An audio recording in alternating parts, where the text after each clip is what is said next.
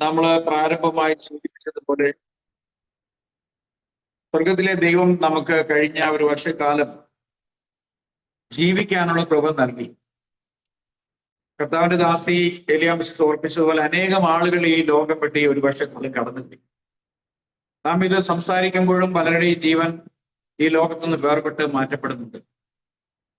എങ്കിലും സ്വർഗത്തിലെ വലിയവനായ ദൈവം നമ്മോട് ഉള്ള അവിടുത്തെ മഹാകാരുണ്യ നിമിത്തം, നമ്മുടെ മെറിറ്റോ നന്മയോ കൊണ്ടല്ല, നമ്മളോടുള്ള അവന്റെ മഹാകാരുണ്യ നിമിത്തം അവൻ നമ്മെ സ്നേഹിച്ച് പരിപാലിച്ച് സൂക്ഷിച്ചു. തീർന്നുപോയി എന്ന് തോന്നാവുന്ന സന്ദർഭങ്ങളിൽ അവൻ നമ്മെ കരങ്ങളിലെടുത്ത് ഉപയോഗിച്ചു. ഹല്ലേലൂയ. നാൾതോറും നമ്മൾ കണ്ടിട്ടില്ലാത്ത, കേട്ടിട്ടില്ലാത്ത, വായിച്ചിട്ടില്ലാത്ത ദൈവവചനത്തിന്റെ ആഴമേറിയ മർമ്മങ്ങളെ ദൈവം നമ്മളെ ഈ വർഷകാലം പഠിപ്പിച്ചു. Price the Lord. കുറച്ചുകൂടി കർത്താവിനോട് അടുത്ത് നടക്കുവാൻ ദൈവം സഹായിച്ചു എന്നാണ് ഞാൻ കരുതുന്നത്. എത്ര പേർക്ക് അങ്ങനെ കഴിഞ്ഞു എന്ന് എനിക്ക് അറിഞ്ഞുകൂടാ. എന്നാൽ നമ്മിലുള്ള ക്രിസ്തുവിന്റെ ആത്മീയ ശരീരം പോഷിപ്പിക്കപ്പെട്ട് വളർത്തപ്പെടണമെന്നാണ് ദൈവം ആഗ്രഹിക്കുന്നത്. ദൈവം തന്റെ വിശുദ്ധ സഭയിൽ അപ്പോസ്തലന്മാർ, സുവിശേഷകന്മാർ, പ്രവാചകന്മാർ, ഇടയന്മാർ, ഗുരുക്കന്മാർ എന്നിവരെ നിയോഗിച്ചത് കർത്താവിന്റെ വാനമേഘങ്ങളുടെ പ്രത്യക്ഷതയെങ്കിൽ ഒരുക്കപ്പെട്ട മേഘങ്ങളിലേക്ക് എടുക്കപ്പെടുന്ന സഭയുടെ ആത്മീയ പോഷണത്തിന് വേണ്ടിയാണ്. ചിലരെങ്കിലും ഒരു സഭാ കൂട്ടായ്മയുടെയോ ഒരു ശുശ്രൂഷകന്റെയോ ആവശ്യമില്ല എന്ന് വിചാരിക്കുന്നവരുണ്ടാകാം. ഒരാട് ആണ് നമ്മളെങ്കിൽ ദൈവത്തിന്റെ സഭയിൽ വിശ്വാസികളെ ഒരു ആടിനോടാണ് ഓർമ്മിച്ചിട്ടുള്ളത്. ഒരു ഇടയനെ കൂടാതെ ഒരു ആടിനെ, ഒരു ചെമ്മരിയാട്ടിന് ജീവിക്കാൻ കഴിയില്ല. ദൈവവചനം ശുശ്രൂഷിക്കുവാനും ആത്മാക്കൾക്ക് വേണ്ടി പ്രാർത്ഥിക്കുവാനും ദൈവം ആക്കി വെച്ചിട്ടുള്ള ദൈവത്തിന്റെ വേലക്കാര്, അവരോടൊപ്പമുള്ള ആത്മീയ കൂട്ടായ്മയാണ് നാൾതോറും വ്യക്തിപരമായ നിലയിലും ഒരു കൂട്ടായ്മ എന്നുള്ള നിലയിലും വളർച്ച പ്രാപിക്കുന്ന ദൈവത്തിന്റെ സഭയുടെ ഒരു ചെറിയ ഘടകം. നാം യൂണിവേഴ്സൽ സഭയുടെ, ആഗോള സഭയുടെ, കർത്താവ് വീണ്ടെടുത്ത വിശുദ്ധ സഭയുടെ ഒരു ചെറിയ കൂട്ടായ്മയാണ്. അത്തരത്തിൽ ദൈവം നമ്മിൽ നിന്നും ആഗ്രഹിക്കുന്നത് നമ്മെ വിശുദ്ധിയിൽ തികഞ്ഞ ഒരു മനുഷ്യനാക്കി ദൈവം ഭാഗം നിർത്തുക എന്നുള്ളതാണ്. ഈ ലോകത്തിന്റെ വ്യവസ്ഥയിലൂടെ നാം നടക്കുമ്പോൾ നമ്മൾ പ്രത്യേകിച്ച് തിന്മയൊന്നും ചെയ്തില്ലെങ്കിലും പ്രാർത്ഥനയോ കൂട്ടായ്മയോ നന്മയിൽ വളരാനുള്ള പരിശീലനമോ നമുക്ക് ലഭിച്ചില്ലെങ്കിൽ തന്നെ നാം വളരെ അപകടകരമായ അവിശ്വാസത്തിലേക്ക് വീണ്ടും പോകും. കാരണം നമ്മുടെ ജീവിതത്തിന്റെ ഗതികൾ അങ്ങനെയാണ്. നമ്മുടെ ആരോഗ്യമൊക്കെ നമ്മൾ വിചാരിക്കുന്ന പോലെ സംഭവിക്കത്തില്ല. കഴിഞ്ഞ 24-ാം തീയതി ഞങ്ങൾ 25-ാം തീയതി നടക്കുവാനുള്ള ഒരു തൃശ്ശൂർ വെച്ചുള്ള ശുശ്രൂഷയ്ക്ക് വേണ്ടി ഞങ്ങൾ കടന്നുപോയതാണ്. എന്നാൽ 25-ാം തീയതിയിലെ ശുശ്രൂഷയ്ക്ക് ശേഷം അന്ന് രാത്രിയിൽ കഴിച്ചൊരു ഭക്ഷണം ഫുഡ് പോയിസണായി ഞങ്ങൾക്ക് 2 പേർക്ക് വയറിളക്കവും ഛർദിയുമായി. എനിക്ക് 2 പ്രാവശ്യമായി ഹോസ്പിറ്റലിൽ പലപ്പോഴും പോയി ഡ്രിപ്പിട്ട് കിടക്കേണ്ടി വന്നു. ധാരാളം വെള്ളം ശരീരത്തിൽ പോയി നിർജ്ജലീകരണം ഉള്ളതുകൊണ്ട് ഞാൻ ഇടയ്ക്കിടയ്ക്ക് ചുണ്ട് ഇങ്ങനെ നനച്ചുകൊണ്ടിരിക്കുന്ന പെട്ടെന്ന് എന്റെ ചുണ്ട് ഉണങ്ങി പോകുന്നുണ്ട്. ഇന്ന് രാവിലെ എഴുന്നേറ്റപ്പോഴും ഇങ്ങനെ ഒരു ശുശ്രൂഷയ്ക്ക് നിൽക്കാൻ കഴിയുമെന്ന് ഞാൻ വിചാരിച്ചതല്ല. എന്നാൽ മുൻ ദിവസങ്ങളെക്കാൾ കൂടുതൽ ശക്തിയോടെ ദൈവത്തെ ആരാധിക്കാൻ എനിക്ക് കഴിഞ്ഞു എന്നാണ് ഞാൻ വിചാരിക്കുന്നത്. Price the Lord. ദൈവസന്നിധിയിൽ നാം സമർപ്പിതരായി നിൽക്കുമ്പോൾ നമ്മുടെ ശരീരത്തെയും മനസ്സിനെയും കവിയുന്ന സന്തോഷവും ആരോഗ്യവും തരുവാൻ നമ്മുടെ പിതാവിന് കഴിയും. അങ്ങനെ ഒരു ആത്മ ശരീര ബലത്തിലാണ് ഞാൻ ഇന്ന് നിങ്ങളുടെ മുമ്പിൽ നിൽക്കുന്നത്. അപ്പോ ഞാൻ പറഞ്ഞു വന്നത്, അതുകൊണ്ട് തന്നെ ഞങ്ങളുടെ പ്രാർത്ഥന ദിനംതോറുമുള്ള രാവിലെയും വൈകിട്ടത്തെയും പ്രാർത്ഥന മുറിഞ്ഞുപോയി. ഞാൻ പറഞ്ഞത് ഇത്ര മാത്രമാണ്. നമ്മൾ തിന്മയൊന്നും ചെയ്തില്ലെങ്കിലും പ്രാർത്ഥനയോ കൂട്ടായ്മയോ നമുക്ക് നടത്താൻ കഴിഞ്ഞില്ലെങ്കിൽ അത് തന്നെ നമ്മുടെ ആത്മീയ വർധനയ്ക്ക്, ആത്മീയ വളർച്ചയ്ക്ക് ഒരുപാട് പോരായ്മ പിന്നിലേക്ക് നമ്മളെ നടത്തിക്കൊണ്ടു പോകും. അതുകൊണ്ട് തന്നെ സഭാ കൂട്ടായ്മ അല്ലെങ്കിൽ ഒരുമിച്ചുള്ള ആരാധന, വ്യക്തിപരമായ പ്രാർത്ഥന, ഇതൊക്കെ ഏറ്റവും ആവശ്യമാണ് ക്രിസ്തുവിന്റെ ആത്മീയ ശരീര വർധനയ്ക്ക്. നമുക്കൊരു വാക്യം വായിക്കേണ്ടതിന് എഫേസ്യർക്ക് എഴുതിയ ലേഖനം അതിന്റെ 2-ാമത്തെ അധ്യായം അതിന്റെ 1 മുതൽ 3 വരെയുള്ള വാക്യങ്ങൾ വായിക്കും.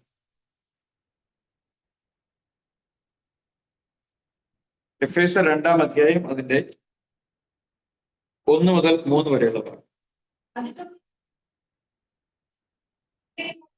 അതിക്രമങ്ങളാലും പാപങ്ങളാലും മരിച്ചവരായിരുന്നു നിങ്ങളെയും അവൻ ഉയർപ്പിച്ചു.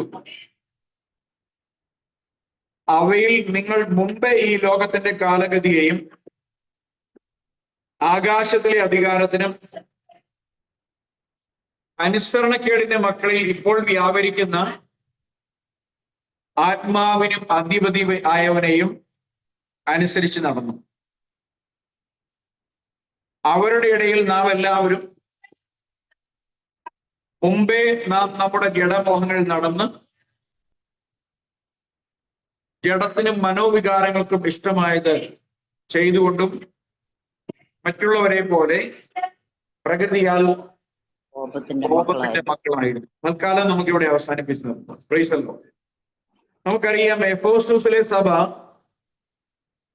കർത്താവിന്റെ ദാസൻ വിശുദ്ധ പൗലോസ് അപ്പോസ്തലനാൽ സ്ഥാപിതമായ ഒരു സഭയാണ്. ആ സഭയിൽ ആണ് പൗലോസ് അപ്പോസ്തലൻ പ്രസംഗിക്കുന്നത്. സഭയിൽ കൂടി വന്നിരിക്കുന്നവരുടെ പൂർവ്വകാലം എങ്ങനെയായിരുന്നു, ഇപ്പോൾ അവർക്ക് എന്തു മാറ്റമാണ് ഉണ്ടായിട്ടുള്ളത്, അത് എങ്ങനെ ഉണ്ടായി എന്നുള്ളതിനെ സംബന്ധിച്ചാണ് നമ്മൾ ആമുഖമായ 3 വാക്യങ്ങളിൽ വായിച്ചത്. അപ്പോൾ പഴയ മനുഷ്യനെ സംബന്ധിച്ച് ക്രിസ്തുവിൽ പുതുക്കം പ്രാപിക്കാത്ത, മാനസാന്തരപ്പെടാത്ത, പാപങ്ങളുടെ മോചനത്തിന് വേണ്ടി യേശുക്രിസ്തുവിന്റെ നാമത്തിൽ സ്നാനമേൽക്കാത്ത, വിശുദ്ധന്മാരുടെ കൂട്ടായ്മയിൽ നടന്ന് ആത്മീയമായ ശുദ്ധീകരണവും ബലവും പ്രാപിക്കാത്ത ഒരു പഴയ കാലം അവരെ ഓർമ്മപ്പെടുത്തിക്കൊണ്ട് പൗലോസ് പറയുകയാണ്, അതിക്രമങ്ങളാലും പാപങ്ങളാലും ഒരിക്കൽ മരിച്ചവരായിരുന്നു. അപ്പൊ പാപസംബന്ധമായി മരണപ്പെട്ടിരുന്ന ഒരു കൂട്ടം ആളുകളോട് സംസാരിക്കുമ്പോൾ ഇത് കേവലം എഫേസോസിലെ സഭയോട് മാത്രമുള്ള ദൈവത്തിന്റെ അരുളപ്പാടല്ല, ആഗോളമായ ക്രിസ്തു സഭയോടുള്ള അരുളപ്പാടാണ്. Praise the Lord. അപ്പോൾ അവിടെ പറയുകയാണ്, നിങ്ങൾ അവയിൽ ഈ ലോകത്തിന്റെ കാലഗതിയും ആകാശത്തിലെ അധികാരം, നമുക്ക് ആകാശ ശക്തി എന്ന് പറയുന്നത് ഈവിൾ സ്പിരിറ്റ് ആണ്. ഇപ്പൊ പിശാചിന്റെ ആത്മാവിനാൽ ഓൾറെഡി നയിക്കപ്പെട്ടവരായിട്ടാണ് സകല മനുഷ്യരും ഈ ലോകത്തിലേക്ക് വന്നത്. അപ്പൊ പാപം ചെയ്യുന്നവരും അതിക്രമങ്ങളും പാപങ്ങളും ചെയ്യുന്നവരും അവയിൽ മരിച്ചവരുമായിരുന്നു മുമ്പ് നാം ഓരോരുത്തരും എന്നുള്ള കാര്യം ഓർക്കണം. ഇത് കേവലം എഫേസോസിലെ വിശ്വാസികൾക്ക് മാത്രമുള്ള കാര്യമല്ല. എന്നിട്ട് ഇപ്പോൾ അന്തരീക്ഷ ഇപ്പോൾ അനുസരണക്കേടിന്റെ മക്കളിൽ ഇപ്പോൾ വ്യാപരിക്കുന്നു. അപ്പോ അവിടെ നമ്മൾ കാണുന്നുണ്ട്, അനുസരണക്കേടിന്റെ മക്കൾ, കോപത്തിന്റെ മക്കൾ എന്നിങ്ങനെ 2 വാക്യങ്ങൾ നമ്മൾ ഈ 1 മുതൽ 3 വരെയുള്ള വാക്യത്തിൽ കണ്ടു. അനുസരണക്കേടിന്റെ മക്കൾ, കോപത്തിന്റെ മക്കൾ. ദൈവ കൽപ്പനയാകുന്ന ഉപദേശങ്ങളെ നിരസിച്ച് ദൈവത്തോട് പാപം ചെയ്ത് ദൈവിക കൂട്ടായ്മയിൽ നിന്നും അകന്നുപോയ ആദാമ്യ സന്തതികൾ എല്ലാവരും ഈ ലോകത്തിൽ വ്യാപരിക്കുന്ന അന്തരീക്ഷ ശക്തിയുടെ ആത്മാവിനെ അനുസരിച്ച് കോപത്തിന്റെ മക്കളായും അതുപോലെ തന്നെ അനുസരണക്കേടിന്റെ മക്കളായും വ്യാപരിച്ചു പോന്നവരാണ് നാം ഓരോരുത്തരും. ഇതിൽ നിന്ന് എനിക്ക് മാറ്റമുണ്ട്, ഞാൻ വ്യത്യസ്തമായ ഒരു ജീവിയായിരുന്നു എന്നൊന്നും ആർക്കും പറയാൻ അവകാശമില്ല. അപ്പോൾ അങ്ങനെ നമ്മൾ ആയിരുന്നപ്പോൾ പൗലോസ് അപ്പോസ്തലൻ പറയുകയാണ്, എന്നാൽ കരുണാസമ്പന്നനായ ദൈവമോ നമ്മെ സ്നേഹിച്ച മഹാസ്നേഹ നിമിത്തം അതിക്രമങ്ങളാൽ മരിച്ചവരായിരുന്ന നമ്മെ ക്രിസ്തുവിനോടുകൂടെ ജീവിപ്പിച്ചു. Price the Lord.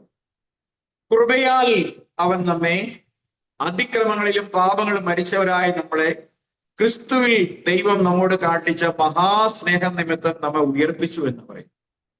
അപ്പോൾ നമ്മൾ ഒരു ഉയർപ്പിന്റെ ശക്തിയിൽ ജീവിക്കേണ്ടവരായിട്ടാണ് ദൈവം നമ്മെ ദൈവസഭയിലേക്ക് അല്ലെങ്കിൽ ദൈവത്തിന്റെ കൂട്ടായ്മയിലേക്ക് കൂട്ടിക്കൊണ്ടുവന്നത്.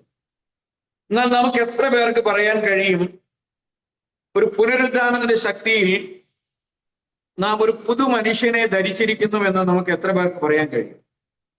ഞാനിത് പറയാൻ ആഗ്രഹിക്കുന്ന ഒരു കാര്യം ദൈവവചനത്തിൽ പറയപ്പെട്ടിരിക്കുന്ന പല മനുഷ്യരെ കുറിച്ചാണ്. ദൈവവചനത്തിലേക്ക് നോക്കുമ്പോൾ മനുഷ്യന്റെ പല സ്വഭാവങ്ങളുമായി ബന്ധപ്പെട്ട് മനുഷ്യനെ ദൈവവചനം വ്യാഖ്യാനിച്ചിട്ടുള്ളത് നമുക്ക് കാണാൻ സാധിക്കും. ഇവിടെ റോമാലേഖനം 8-ാം അധ്യായം അതിന്റെ 8ഉം 9ഉം വാക്യം വായിക്കുമ്പോൾ നമ്മളവിടെ കാണുന്നത് ഇങ്ങനെയാണ്: ജഡ സ്വഭാവമുള്ളവർക്ക് ദൈവത്തെ പ്രസാദിപ്പാൻ കഴിവില്ല. അപ്പോ എന്താണ് ജഡത്തിന്റെ സ്വഭാവം? ജഡത്തിന്റെ ചിന്ത മരണം എന്നാണ് പറയുന്നത്. ആത്മാവിന്റെ ചിന്ത ജീവനാണെന്നാണ്. അപ്പം ഈ ലോകത്തിൽ ധനം സമ്പാദിക്കുക, പേരും പ്രശസ്തിയും ഉണ്ടാക്കുക, ആരോഗ്യവും സമ്പത്തും ഉണ്ടാക്കുക, സൗന്ദര്യം ഉണ്ടാക്കുക, ആളുകളുടെ പ്രശംസ പിടിച്ചു പറ്റുക, ഇങ്ങനെ ലൗകിക സുഖഭോഗങ്ങളിൽ മുഴുകി കഴിയുന്ന ആളുകളെ സംബന്ധിച്ച് വിശുദ്ധ വേദപുസ്തകം പറയുകയാണ്, അങ്ങനെയുള്ളവർ ജഡ സ്വഭാവമുള്ളവരാണ്. അവർ ഫ്ലഷ്ലി മാനാണ്, അല്ലെങ്കിൽ മാംസ ബദ്ധരായി ജീവിക്കുന്ന ആളുകളാണ്. അവർക്ക് ഇതിനു ശേഷമുള്ള ഒരു ജീവിതത്തെക്കുറിച്ചോ വരുവാനുള്ള ഒരു ശിക്ഷാവിധിയെക്കുറിച്ചോ യാതൊരു താല്പര്യവുമില്ല, അറിയുവാൻ ആഗ്രഹമില്ല. ഇങ്ങനെയുള്ള ആളുകൾ ആയിരുന്നു നാം ഓരോരുത്തരും എന്നാണ് നമ്മൾ കുറിവാക്യമായ എഫേസ്യ ലേഖനത്തിൽ വായിച്ചത്. അപ്പോൾ ഇവിടെ പറയുന്നത് ജഡ സ്വഭാവമുള്ളവർക്ക് ദൈവത്തെ പ്രസാദിപ്പിക്കാൻ കഴിയില്ല. അപ്പൊ നമുക്ക് ജഡത്തിന്റെ സ്വഭാവമാണോ ഉള്ളത്? ജഡികമായ താല്പര്യങ്ങളിലാണോ നാം ജീവിക്കുന്നത്?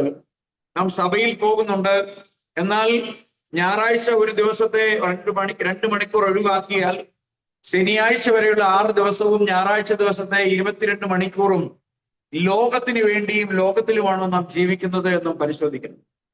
നമുക്കറിയാം, ധാരാളം സൺഡേ ക്രിസ്ത്യാനികളെ കാണാൻ സാധിക്കും. ക്രിസ്ത്യാനിയാണോ എന്ന് വെച്ചാൽ സൺഡേ ക്രിസ്ത്യാനിയാണ്. സൺഡേ ക്രിസ്ത്യാനി ദൈവരാജ്യത്തിൽ കിടക്കത്തില്ല. 24/7 നാം നമ്മെ തന്നെ പരിശോധിച്ച് കുറവുകൾ തീർത്ത് പണിയുമെങ്കിൽ മാത്രമേ നമുക്ക് ദൈവരാജ്യത്തിൽ കടക്കാൻ കഴിയുകയുള്ളൂ. ഇവിടെ പറയുന്നത്, എന്നാൽ അപ്പോസ്തലനായ പൗലോസ് റോമാ സഭയിലും അടുത്ത വാക്യത്തിൽ പറയുകയാണ്, നിങ്ങളോ ദൈവത്തിന്റെ ആത്മാവ് നിങ്ങൾ വസിക്കുന്നു എന്ന് വരികിൽ നിങ്ങൾ ജഡ സ്വഭാവമുള്ളവരല്ല. അപ്പൊ നമ്മൾ ജഡ സ്വഭാവമുള്ളവരാണോ എന്ന് നാം അറിയണമെങ്കിൽ നാം എന്ത് മനസ്സിലാക്കണം? ദൈവത്തിന്റെ ആത്മാവ് നമ്മളിൽ വസിക്കുന്നുണ്ടോ എന്ന് നമുക്ക് നോക്കണം. ദൈവത്തിന്റെ ആത്മാവ് വസിക്കുന്നുവെങ്കിൽ നാം ദൈവത്തിന്റെ ഇഷ്ടം അന്വേഷിക്കുന്നവരായി മാറും. നന്മ ചെയ്യുന്നതിലും കൂട്ടായ്മ ആചരിക്കുന്നതിലും ദൈവവചനത്തിനനുസൃതമായി ജീവിപ്പിക്കുന്നതിലും അങ്ങനെ ഒരു ജീവിതം നയിക്കുന്നതിലും നാം ശുഷ്കാന്തിയുള്ളവരല്ല എന്ന് വരികിൽ ദൈവത്തിന്റെ ആത്മാവ് നമ്മിൽ ഇല്ല. ആമേൻ. അപ്പോ ഇവിടെ നമ്മള് ആദ്യം കണ്ട മനുഷ്യരിൽ നമ്മൾ ഒന്ന് കൊരിന്ത്യർ 3-ാം അധ്യായം 1-2 വാക്യം കൂടി ഒന്ന് വായിക്കാം. 1 കൊരിന്ത്യർ 3-ാം അധ്യായം അതിന്റെ 1-2 വാക്യം. എന്നാൽ സഹോദരന്മാരെ, നിങ്ങളോട് എനിക്ക് ആത്മീയന്മാരോട് എന്ന പോലെ അല്ല, ജഡികന്മാരോട് എന്ന പോലെ അത്രേ, ക്രിസ്തുവിൽ ശിശുക്കളായവരോട് എന്ന പോലെ അത്രേ സംസാരിക്കാൻ കഴിഞ്ഞുള്ളൂ. Praise the Lord. ഇവിടെ പൗലോസ് പറയുന്നത് ഇങ്ങനെയാണ്,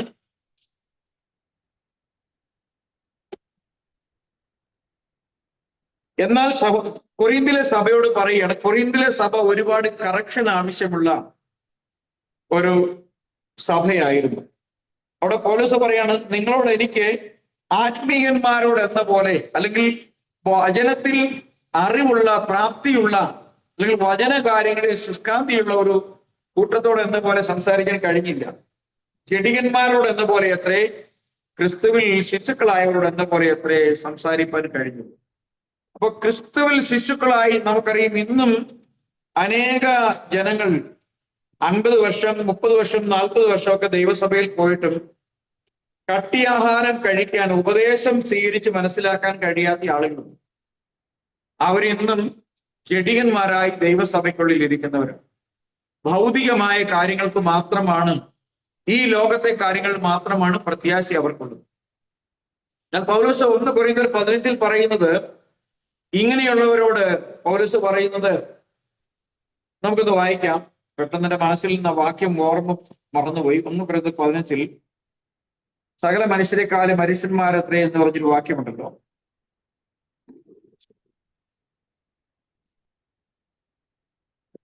ആ 18-ാമത് വാക്യം 17. ക്രിസ്തു ഉയർത്തിയിട്ടില്ല എങ്കിൽ നിങ്ങളുടെ വിശ്വാസം വ്യർത്ഥമെത്രേ, നിങ്ങൾ ഇന്നും നിങ്ങളുടെ പാപങ്ങളിൽ ഇരിക്കുന്നു. അപ്പോ ദൈവസഭയിലേക്ക് വന്നിട്ട് യേശുക്രിസ്തുവിന്റെ പുനരുദ്ധാനത്തെക്കുറിച്ചോ അതിന്റെ ശക്തിയെക്കുറിച്ചോ അത് നിമിത്തം മാനവജാതിക്ക് ലഭിച്ച രക്ഷയെക്കുറിച്ചോ അറിയാതെയും ദൈവസഭയിൽ പോകുന്നവരുണ്ടായിരിക്കും. അങ്ങനെയുള്ളവരെ സംബന്ധിച്ച് പൗലോസ് പറയുകയാണ്, അങ്ങനെയുള്ളവരെ നിങ്ങൾ എപ്പോഴും നിങ്ങളുടെ പാപങ്ങളിൽ ഇരിക്കുന്നത്, ക്രിസ്തുവിൽ നിദ്ര കൊണ്ടവരും നശിച്ചുപോയി. അങ്ങനെയാണെങ്കിൽ ക്രിസ്തുവിൽ നിദ്ര കൊണ്ടവർ പോലും നശിച്ചുപോയി, കാരണം ക്രിസ്തുവിനൊരു പുനരുദ്ധാനമില്ലെങ്കിൽ. എന്നാൽ ഈ ആയുസ്സിൽ മാത്രം ക്രിസ്തുവിൽ പ്രത്യാശ വച്ചിരിക്കുന്നുവെങ്കിൽ സകല മനുഷ്യരുടെ മനുഷ്യന്മാരുടെ ഈ ജീവിക്കുന്ന കാലഘട്ടത്തിൽ നമ്മുടെ ആ ഭൗതികമായ നന്മകൾക്ക് വേണ്ടി, ഭാവിക്ക് വേണ്ടി, കുഞ്ഞുങ്ങൾക്ക് വേണ്ടി, തലമുറകൾക്ക് വേണ്ടി, സമ്പത്തിന് വേണ്ടി, വിദ്യാഭ്യാസത്തിന് വേണ്ടി, ജോലിക്ക് വേണ്ടി, ബാങ്ക് ബാലൻസിന് വേണ്ടി, സൗന്ദര്യത്തിന് വേണ്ടിയാണോ നാം ക്രിസ്തുവിനോട് ചോദിക്കുന്നത്?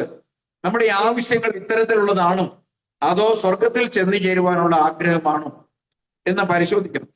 അങ്ങനെ അല്ല എന്ന് വരികിൽ വിശുദ്ധ പൗലോസ് പറയുകയാണ്, നാം ഈ ലോകത്തിലുള്ള ഏതൊരു മനുഷ്യരെക്കാളും അരിഷ്ടന്മാരാണ്, ഒരു ഉപയോഗമില്ലാത്ത, പ്രയോജനമില്ലാത്ത ആളുകളാണ് എന്ന് വരേണ്ടി വരും. അപ്പോൾ ഒന്ന് കൊരിന്ത്യർ അടുത്ത വാക്കുകളിൽ പറയുകയാണ്, ഭക്ഷണമല്ല പാലത്രേ ഞാൻ നിങ്ങൾക്ക് തന്നത്, ഭക്ഷിപ്പാൻ നിങ്ങൾക്ക് കഴിവില്ലായിരുന്നു, ഇപ്പോഴും കഴിവായിട്ടില്ല. നമ്മളിത് സംസാരിക്കുമ്പോൾ കേരളത്തിലുള്ള 1,00,000 പെന്തക്കോസ്റ്റൽ സഭകൾ ഉണ്ടെങ്കിൽ അതിൽ 99,990 സഭകളും ഇന്നും പാൽ മാത്രം കൊടുക്കുന്ന വേലക്കാരും പാൽ മാത്രം കുടിക്കാൻ ശേഷിയുള്ളവരുമായ വിശ്വാസികൾ. എന്റെ അറിവിൽ എവിടെയും ഹാർഡായിട്ടുള്ള ഡോക്ടർ പ്രസംഗിക്കുകയോ ഉപദേശത്തിൽ ദൈവത്തിന്റെ ജനത്തെ വളർത്തുകയോ ചെയ്യുന്ന ആളുകൾ, ദൈവദാസന്മാർ വളരെ ചുരുക്കമാണ്. അവിടെയെല്ലാം ശാരീരിക രോഗങ്ങൾക്ക് വേണ്ടി പ്രാർത്ഥിക്കുക, സമ്പത്തിന് വേണ്ടി പ്രാർത്ഥിക്കുക, മക്കൾക്ക് വേണ്ടി പ്രാർത്ഥിക്കുക, തലമുറകൾക്ക് വേണ്ടി പ്രാർത്ഥിക്കുക. അതിനുശേഷം അവർ ഒടുക്കത്തിൽ എവിടെ ചെന്ന് ചേരുന്നു എന്നതിനെ സംബന്ധിച്ച് വിശ്വാസികൾക്കോ ദൈവദാസന്മാർക്കോ യാതൊരു താല്പര്യമില്ല. എന്നാൽ ഇവിടെ പറയുകയാണ്, ഞാൻ നിങ്ങൾക്ക് ഭക്ഷണമല്ല പാലത്രേ തന്നത്, കാരണം കട്ടിയ ആഹാരം ദഹിപ്പാൻ നിങ്ങൾക്ക് എന്തില്ലായിരുന്നു? കഴിവില്ലായിരുന്നു. ഇപ്പോഴും കഴിവായിട്ടില്ല. ഹല്ലേലൂയ. ഇന്നും നിങ്ങൾ ജഡികന്മാരല്ലോ, നിങ്ങളുടെ ഇടയിൽ ഈർഷ്യവും പിണക്കവും ഇരിക്കെ നിങ്ങൾ ജഡികന്മാരും ശേഷം മനുഷ്യരെ പോലെ നടക്കുന്നവരുമല്ലയോ? ആമേൻ. ഇങ്ങനെയുള്ള ആളുകൾ വഴക്കുണ്ടാക്കുകയും കലഹിക്കുകയും ചെറിയ ചെറിയ കാര്യങ്ങൾക്ക് വേണ്ടി ഭിന്നിപ്പുണ്ടാക്കുകയും ചെയ്യുന്നൊരു കാര്യമാണ്. കഴിഞ്ഞ ദിവസം ഞാനും ജോയ് പാസ്റ്ററും കൂടി apostolic church of Pentecost of India എന്ന് പറയുന്ന ACOP-യുടെ ജനറൽ കൺവെൻഷന് വേണ്ടി ഒരു മീറ്റിംഗിൽ സംബന്ധിക്കാൻ ഞങ്ങള് മണ്ണർകാടുള്ള അവരുടെ സഭ ആസ്ഥാനത്ത്,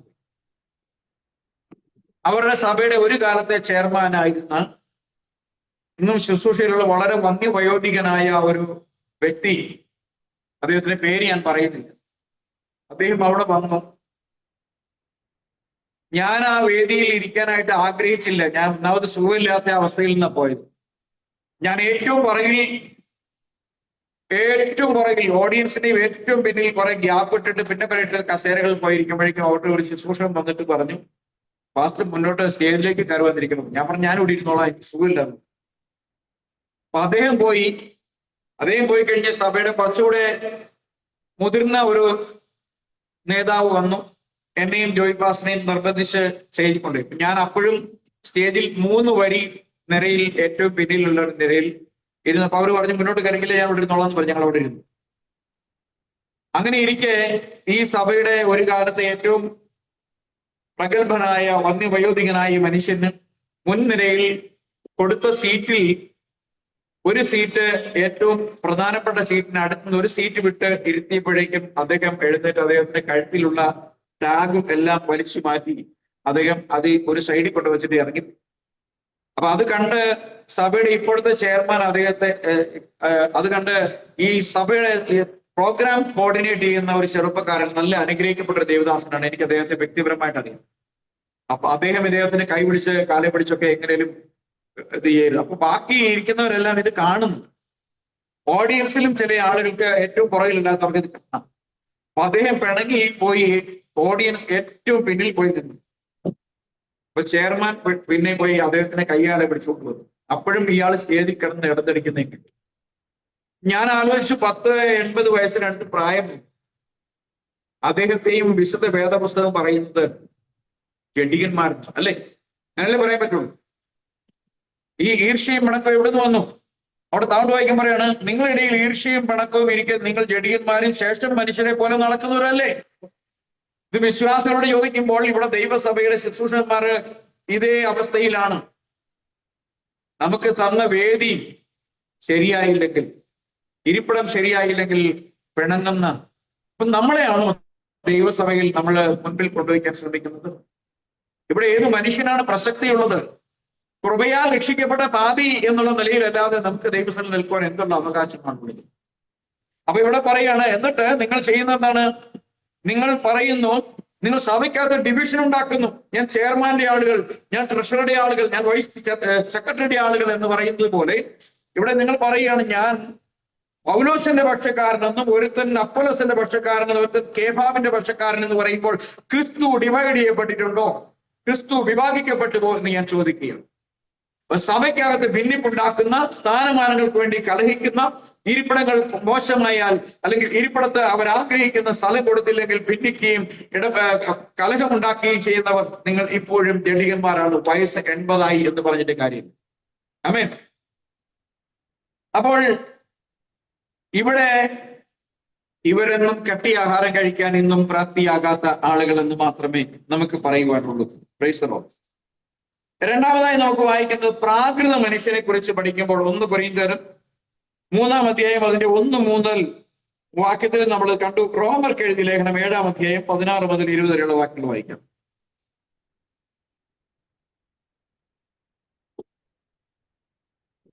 ഞാൻ ഇച്ഛിക്കാത്തതിനെ ചെയ്യുന്നുവെങ്കിലോ ന്യായപ്രമാണം നല്ലത് എന്ന് ഞാൻ സമ്മതിക്കുന്നു. ആകയാൽ അതിനെ പ്രവർത്തിക്കുന്ന ഞാനല്ല, എന്നിൽ വസിക്കുന്ന പാപം അത്രേ. എന്നിൽ എന്ന് വെച്ചാൽ എന്റെ ജഡത്തിൽ നന്മ വസിക്കുന്നില്ല എന്ന് ഞാൻ അറിയുന്നു. നന്മ ചെയ്യുവാനുള്ള താല്പര്യം എനിക്കുണ്ട്, പ്രവർത്തിക്കുന്നതില്ല. ഞാൻ ചെയ്യുവാൻ ഇച്ഛിക്കാത്ത നന്മ ചെയ്യുന്നില്ലല്ലോ. ഇച്ഛിക്കാത്ത തിന്മയത്രേ പ്രവർത്തിക്കുന്നത്. ഞാൻ ഇച്ഛിക്കാത്തതിനെ ചെയ്യുന്നുവെങ്കിലോ അതിനെ പ്രവർത്തിക്കുന്നത് ഞാനല്ല, എന്നിൽ വസിക്കുന്ന പാപം എത്രേ. അപ്പൊ പാപത്തിന്റെ സ്വഭാവം നമ്മുടെ ഹൃദയത്തിൽ ഉണ്ടെങ്കിൽ ആ പ്രാകൃത മനുഷ്യനായി അല്ലെങ്കിൽ ഒരു സാധാരണ മനുഷ്യനായിട്ടാണ് ഞാൻ ഇന്നും ദൈവസഭയ്ക്കുള്ളിൽ ഇരിക്കുന്നതെങ്കിൽ ഇവിടെ സംസാരിക്കുന്ന ഒരു വിശ്വാസിയല്ല എന്ന് ഓർക്കണം. അതിശ്രേഷ്ഠ അപ്പോസ്തലന്മാരിൽ ഒട്ടും കുറയാത്തവനെന്ന് തന്നെ പ്രശംസിച്ചിട്ടുള്ള, അതിന് ഒട്ടും കുറവില്ലാത്ത അർഹതയുള്ള ഒരു വ്യക്തി താൻ വലിയൊരു പാപിയാണെന്ന് പറയാൻ ശ്രമിക്കുകയല്ല ചെയ്തത്. അങ്ങനെയുള്ള വാസന എന്നിലുണ്ടെങ്കിൽ, ഞാൻ ഇച്ഛിക്കാത്ത തിന്മയാണ് ഞാൻ ചെയ്യുന്നതെങ്കിൽ, ഞാൻ ഇച്ഛിക്കുന്ന നന്മ എനിക്ക് ചെയ്യാൻ കഴിയുന്നില്ലെങ്കിൽ എന്നിൽ വസിക്കുന്ന പാപം എത്ര എന്നെ കൊണ്ട് അതിനെ ചെയ്യിക്കുന്നു. അപ്പൊ നാം ഇന്നും പാപത്തിന്റെ പ്രവർത്തികൾക്ക് അടിമപ്പെട്ടിരിക്കുന്നുവെങ്കിൽ ശരിയായ ഒരു ശുദ്ധീകരണത്തിന്റെ ഒരു അനുഭവം നമ്മുടെ ജീവിതത്തിൽ ഇല്ല എന്ന വരികിൽ നമ്മിൽ ഇന്നും വസിക്കുന്നത് പാപ സ്വഭാവമാണെങ്കിൽ നാം അതേ പ്രാകൃത മനുഷ്യനാണ്. Price the Lord. എന്നാൽ 1 കൊരിന്ത്യർ 2:14 നാം വരുമ്പോൾ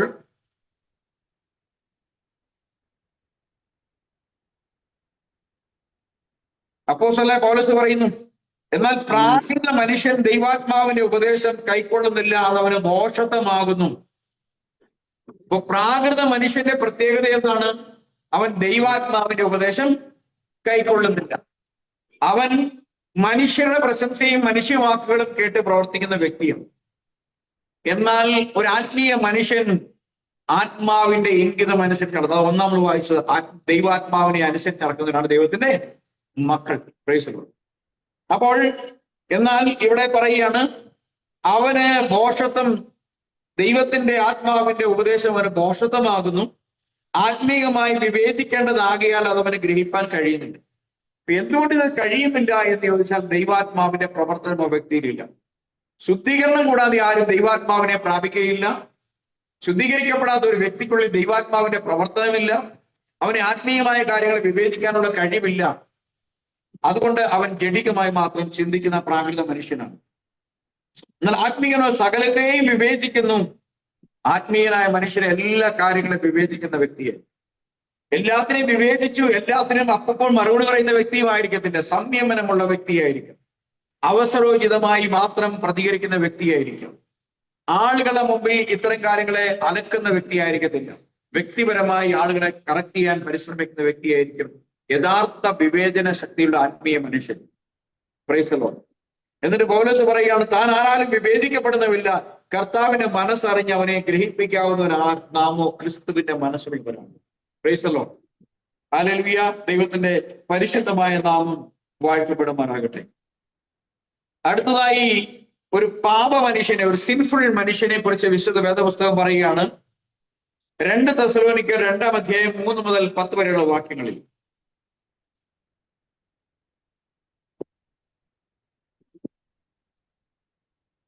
2 തെസ്സലോനിയൻ 3-ാം അധ്യായം, സോറി അത് 2 തെസ്സലോനിയൻ 2-ാം അധ്യായം 3 മുതൽ 10 വരെ.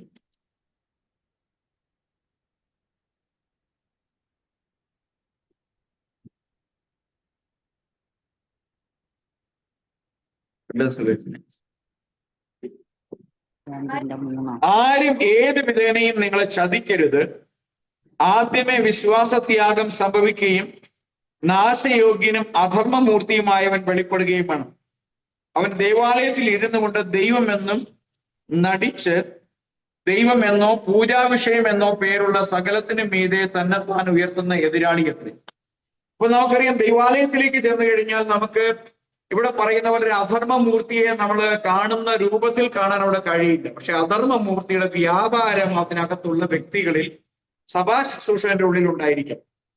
ഹല്ലേലൂയ. കാരണം തനിക്ക് പ്രശംസയും മഹത്വവും പുകഴ്ചയും വരണം, താൻ മാത്രം നല്ല പ്രാസംഗികൻ, താനാണ് എല്ലാത്തിനും യോഗ്യൻ എന്നുള്ള വിചാരം ഏതെങ്കിലും ഒരു ശുശ്രൂഷകൻ ഉണ്ടെങ്കിൽ അവൻ ഇപ്പോൾ തന്നെ അധർമ്മമൂർത്തിയുടെ വ്യാപാര ശക്തിക്ക് കീഴിലാണ്.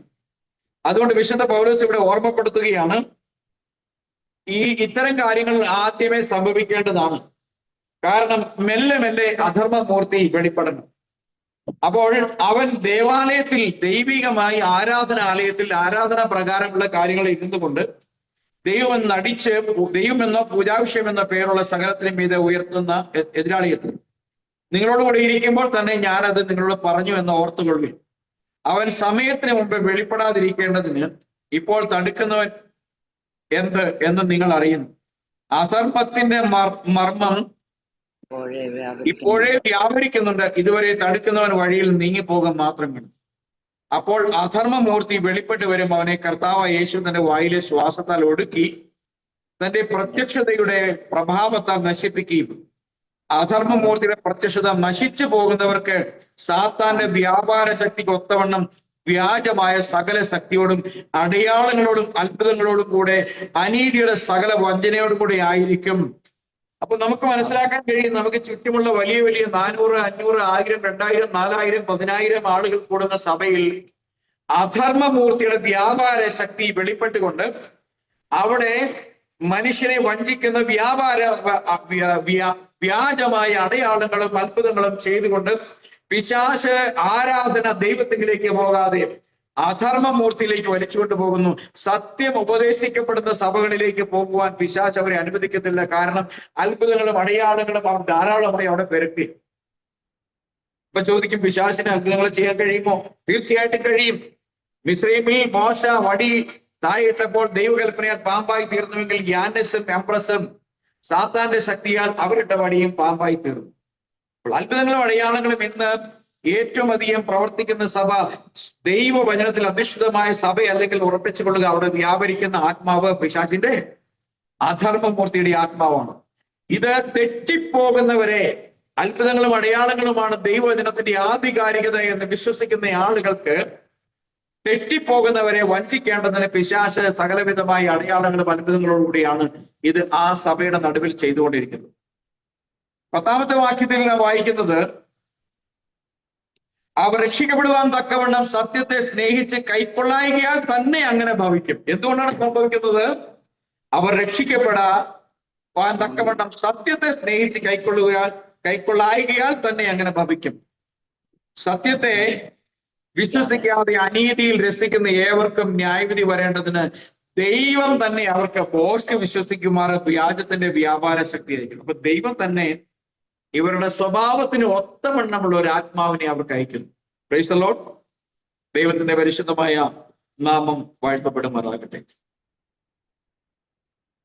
നമുക്ക് അടുത്തതായി 1 തിമോത്തി 1-ാം അധ്യായം അതിന്റെ 15-ാമത്തെ വാക്യത്തിൽ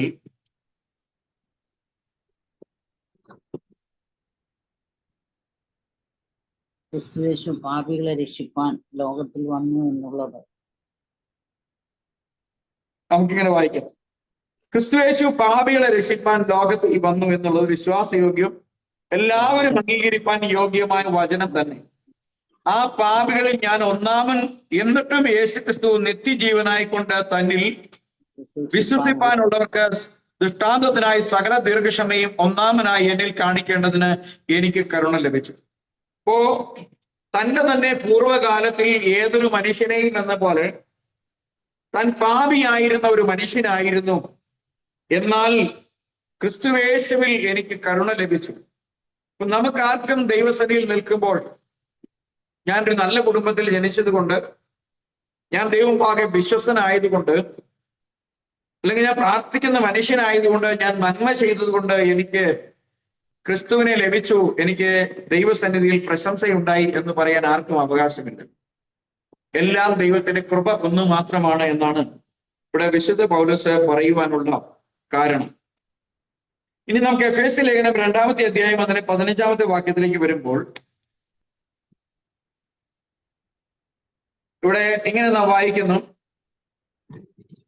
14 മുതൽ വായിക്കും. അവൻ നമ്മുടെ സമാധാനം, അവൻ ഇരുപക്ഷത്തെയും ഒന്നാക്കി ചട്ടങ്ങളും കൽപ്പനകളുമായ ന്യായപ്രമാണം എന്ന ശത്രുത്വം തന്റെ ജഡത്താൽ നീക്കി വേർപാടിന് നടിച്ചവർ ഇടിച്ചു കളഞ്ഞത് സമാധാനം ഉണ്ടാക്കിക്കൊണ്ട് ഇരുപക്ഷത്തെയും ഒന്നിൽ തന്നിൽ ഒരേ പുതുമനുഷ്യനാക്കി സൃഷ്ടിപ്പാനും ക്രൂസിൽ വെച്ച് ശത്രുത്വം ഇല്ലാതാക്കി അതിനാൽ ഇരുപക്ഷത്തെയും ഏക ശരീരത്തിൽ ദൈവത്തോട് നിരപ്പിപ്പാനും തന്നെ. അപ്പോൾ ഇവിടെ ദൈവത്തിന്റെ വചനം പറയേണ്ടത് ഒരു പുതു മനുഷ്യനെ സൃഷ്ടിക്കുകയാണ് ദൈവം. ഹല്ലേലൂയ. എവിടെയാണ്? കാൽവരിയിലാണ് പുതിയ മനുഷ്യനെ സൃഷ്ടിക്കുന്ന ഇടം. ദൈവത്തിന്റെ സ്വന്തം ജനമായ ഇസ്രായേലിനെയും ജാതികളായ നമ്മെയും കാൽവരി ക്രൂസിലെ രക്തത്താൽ ദൈവം ഒരു പുതു മനുഷ്യനാക്കി സൃഷ്ടിക്കുക. ഈ പുതു മനുഷ്യനാണ് ദൈവത്തിന്റെ നിവാസയോഗ്യമായ മന്ദിരം. അതാണ് 1 കൊരിന്ത്യർ 3:16 നാം വായിക്കുന്നത്, നിങ്ങൾ ദൈവത്തിന്റെ മന്ദിരമെന്നും ദൈവാത്മാവ് നിങ്ങൾ വസിക്കുന്നുവെന്നും നിങ്ങൾ അറിയുന്നില്ലയോ എന്ന് ചോദിക്കുന്നു. അപ്പോൾ നാം ദൈവത്തിന് മന്ദിരമായ പുതു മനുഷ്യനാക്കപ്പെടേണ്ടതിന് വേണ്ടിയാണ് സ്വർഗത്തിലെ ദൈവം സ്വർഗാദി സ്വർഗങ്ങളിൽ അടങ്ങാത്ത തേജോമയനായ മനുഷ്യരാലും കണ്ടിട്ടില്ലാത്ത കാണാൻ കഴിയാത്ത അതിവിശുദ്ധനായ തേജസ്സിന്റെ പ്രഭയായ ആ ദൈവം താണലോകത്തേക്ക് നമ്മെ പോലെ ഒരു ശരീരം ധരിച്ചുകൊണ്ട് ഈ ലോകത്തിലേക്ക് വന്ന് നമ്മുടെ പാപങ്ങൾക്ക് പരിഹാരമായി മരിച്ചുവെങ്കിൽ ഇത്ര മഹത്തായ ഈ രക്ഷ, ഈ വിലമതിക്കാനാവാത്ത രക്ഷ നമുക്ക് നൽകിയ ആ ദൈവത്തിന്റെ കരുണ കൃപ ഒന്ന് മാത്രമാണ് ദൈവം നമ്മെ ഒരു പുതു മനുഷ്യനാക്കി സൃഷ്ടിക്കുവാൻ ഇടയായി തീർന്നത്. നാം ഈ പുതു മനുഷ്യനിൽ ആണോ, ഈ പുതു മനുഷ്യന്റെ സ്വഭാവം വഹിക്കുന്നുണ്ടോ എന്നുള്ള കാര്യം നാം ദിനംതോറും പരിശോധിക്കേണ്ടതാണ്. Praise the Lord. അതിന്റെ തന്നെ 4-ാമത്തെ അധ്യായം 24-ാമത്തെ വാക്യം വായിക്കുമ്പോൾ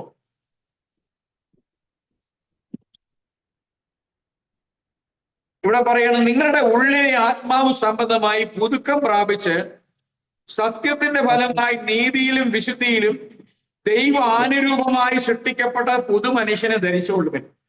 ഹല്ലേലൂയ. Price the Lord. ഇവിടെ പറയാണ് 21 വായിക്കുമ്പോൾ, എങ്കിൽ ക്രിസ്തുവിനെ കുറിച്ച് ഇങ്ങനെയല്ല പഠിച്ചത്, മുമ്പിലത്തെ നടപ്പ് സംബന്ധിച്ച് ചതിമോഹങ്ങളാൽ വഷളായി പോകുന്ന പഴയ മനുഷ്യനെ ഉപേക്ഷിക്കണം. എന്നിട്ട് നിങ്ങളുടെ ഉള്ളിലെ ആത്മാവ് സംബന്ധമായി, നിങ്ങൾ പാപസംബന്ധമായി മരിച്ച് നീതിക്കായി ഉയർത്തെഴുന്നേറ്റ് ക്രിസ്തുവിനോട് ചേരുവാൻ സ്നാനമേറ്റപ്പോൾ നിങ്ങൾക്ക് ലഭിച്ച പരിശുദ്ധാത്മാവ് നിമിത്തം നിങ്ങളുടെ ഉള്ളിൽ ലഭിച്ച ആ ആത്മാവ് സംബന്ധിച്ച് നിങ്ങൾ പുതുക്കം പ്രാപിച്ച് സത്യത്തിന്റെ ഫലമായി നീതിയിലും വിശുദ്ധിയിലും ദൈവാനുരൂപമായി സൃഷ്ടിക്കപ്പെട്ട പുതു മനുഷ്യനെ ധരിച്ചുകൊള്ളുക. ഒരു പുതിയ മനുഷ്യനായിരിക്കണം ദൈവത്തിന്റെ ആത്മാവുള്ള ഒരു ക്രിസ്ത്യാനി. അവന്റെ ഉള്ളിലാണ് ദൈവരാജ്യം ഈ ഭൂമിയിൽ ഇപ്പോൾ സ്ഥാപിതമായിരിക്കുന്നത്. അതുകൊണ്ട് അടുത്ത വാക്യം പറയണം, ആകയാൽ ഭോഷ്ക് ഉപേക്ഷിച്ച് ഓരോരുത്തരും താന്റെ കൂട്ടുകാരോട് സത്യം സംസാരിപ്പിൻ. നാം തമ്മിൽ അവയവങ്ങളല്ലോ, കോപിച്ചാൽ പാപം ചെയ്യാതിരിപ്പിൻ. സൂര്യൻ അസ്തമിക്കുവോളം നിങ്ങൾ കോപം വെച്ചുകൊണ്ടിരിക്കരുത്. അതിനെക്കുറിച്ച് വിശദീകരിക്കാൻ നമുക്ക് സമയങ്ങൾ പോരാ. Price the Lord. 2 കൊരിന്ത്യർ 5 മുതൽ 7 വരെ വാക്യം വായിക്കുമ്പോൾ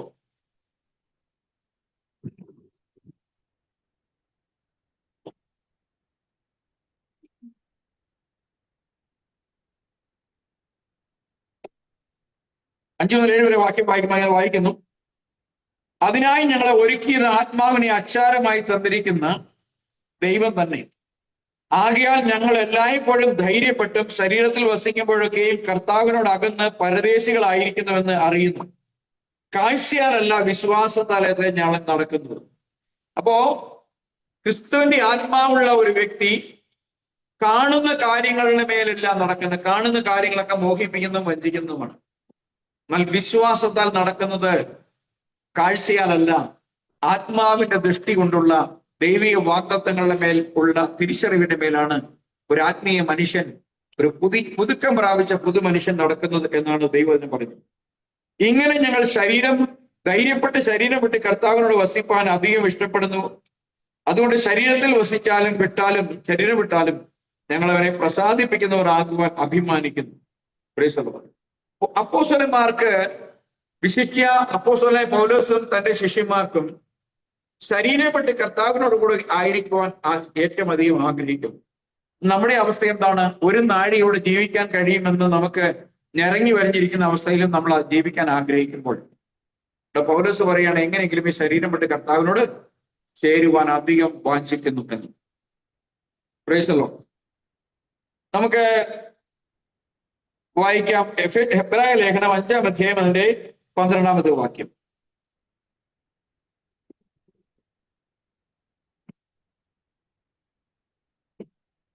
ഇവിടെ പൗലോസ് അപ്പോസ്തലൻ പറയാണ്,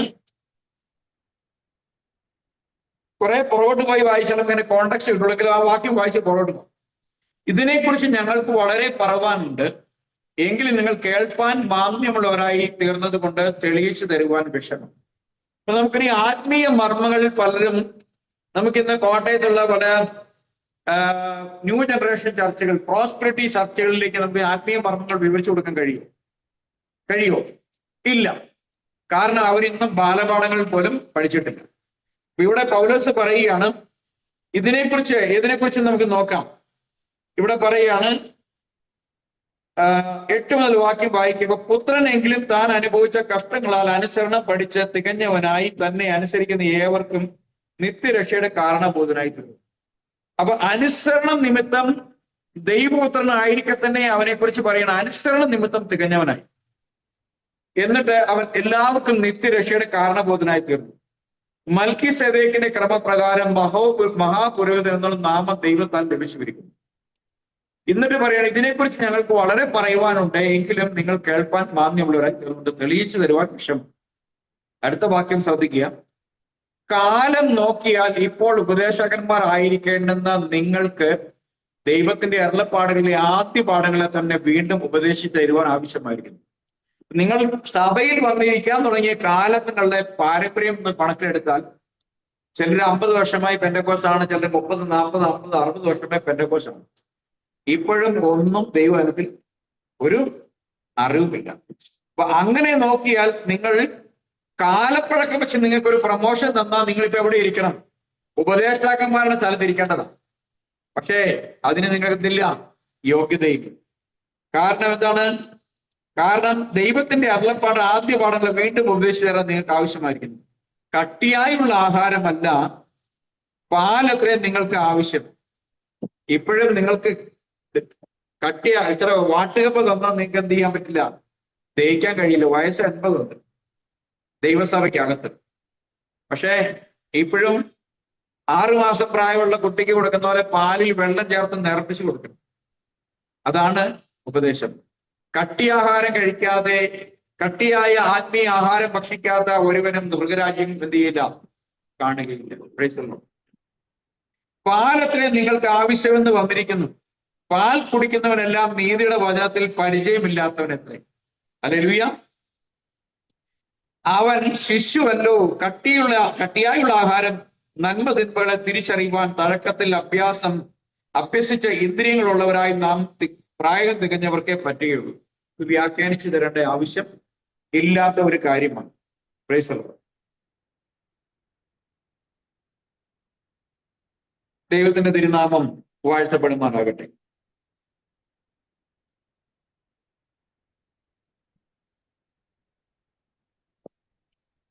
ഇനി നമുക്ക് 1 കൊരിന്ത്യർ 2-ാം അധ്യായം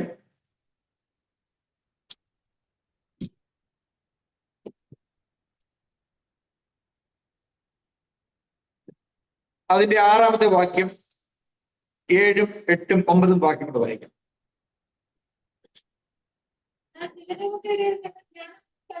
എന്നാൽ തികഞ്ഞവരുടെ ഇടയിൽ ഞങ്ങൾ ജ്ഞാനം സംസാരിക്കുന്നു. ഈ ലോകത്തിന്റെ ജ്ഞാനമല്ല,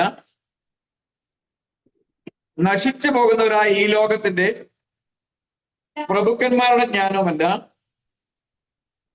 ദൈവം ലോക സൃഷ്ടിക്ക് മുമ്പേ നമ്മുടെ തേജസ്സിനായി മുൻ നിയമിച്ചതും മറഞ്ഞിരുന്നതുമായ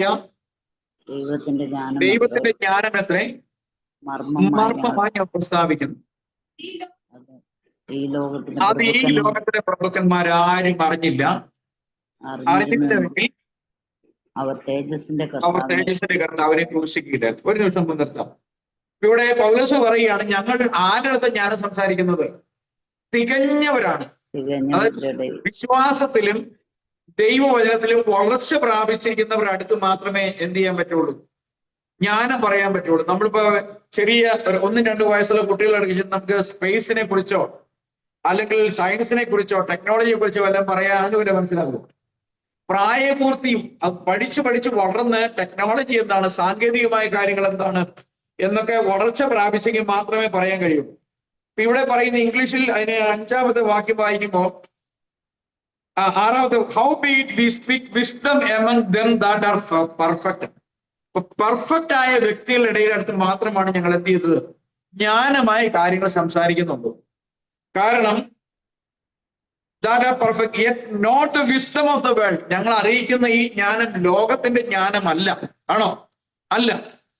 എന്നിട്ടോ not the wisdom of this world nor of the princes of this world. എന്നാൽ ഈ ലോകത്തിന്റെ പ്രഭുക്കന്മാർക്കോ അവർക്ക് തിരിച്ചറിയാത്ത ജ്ഞാനം എത്രേ പ്രസ്താവിക്കുന്നത്. But we speak the wisdom of God in a mystery. ഞങ്ങൾ ഈ ജ്ഞാനം ഒരു മർമ്മമായിട്ടാണ് പ്രസ്താവിക്കുന്നത്. മർമ്മം എന്ന് പറയുന്ന ഒരു മിസ്റ്ററിയാണ്, ഒരു രഹസ്യമാണ്. ആ മർമ്മം അറിയാനുള്ള പ്രാപ്തി ലഭിച്ചവർക്ക് മാത്രമേ മർമ്മം പൊരുൾ തിരിച്ചല്ലെങ്കിൽ മർമ്മം അഴിച്ചെടുക്കാൻ കഴിയൂ. അപ്പോ ഒരു കുരുക്ക് അഴിച്ചെടുക്കണമെങ്കിൽ ആ കുരുക്ക് എങ്ങനെ കെട്ടിയിരിക്കുന്ന അറിയണം. അപ്പൊ ഇവിടെ പറയാണ്, ഞങ്ങൾ ഈ ജ്ഞാനം എന്താണ്? തേജസ്സിന്റെ കർത്താവാണ് നിങ്ങൾ ക്രൂശിച്ച ക്രിസ്തു എന്നുള്ളതാണ് ഈ മർമ്മം. ഹല്ലേലൂയ.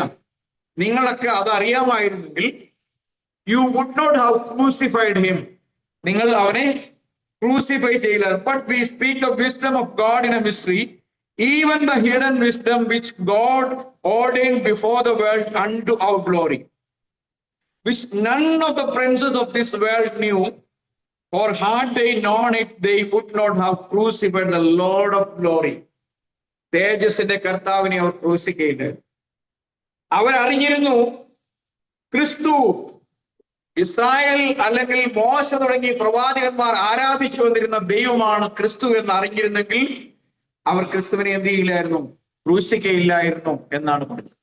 അപ്പൊ അതുകൊണ്ട് പോൾ പറയുകയാണ്, we speak wisdom among them that are perfect. തികഞ്ഞവരുടെ ഇടയിൽ ഞങ്ങൾ ജ്ഞാനം സംസാരിക്കുന്നു. അത് ഈ ലോകത്തിന്റെ ജ്ഞാനമല്ല, നശിച്ചു പോകുന്ന ലോകത്തിന്റെ പ്രഭുക്കന്മാരുടെ ജ്ഞാനമല്ല. ദൈവം ലോക സൃഷ്ടിക്കുമ്പോൾ മുൻ നിയമിച്ചതും മറിഞ്ഞിരുന്നതുമായ മർമ്മമത്രേ ഞങ്ങൾ ജ്ഞാനമായി പ്രസ്താവിക്കുന്നു എന്ന് പറഞ്ഞു. Price the Lord. ഹല്ലേലൂയ. ദൈവത്തിന്റെ തിരുനാമം വാഴ്ത്തപ്പെടുമാറാകട്ടെ.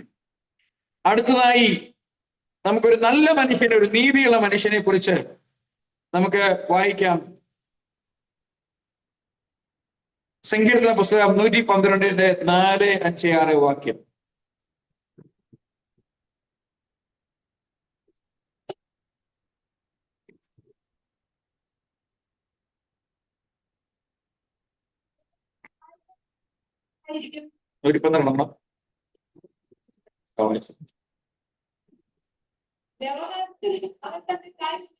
വ്യവഹാരത്തിൽ അവൻ തന്റെ കാര്യം നേടും, അവൻ ഒരു നാളും കുലുങ്ങിപ്പോകയില്ല.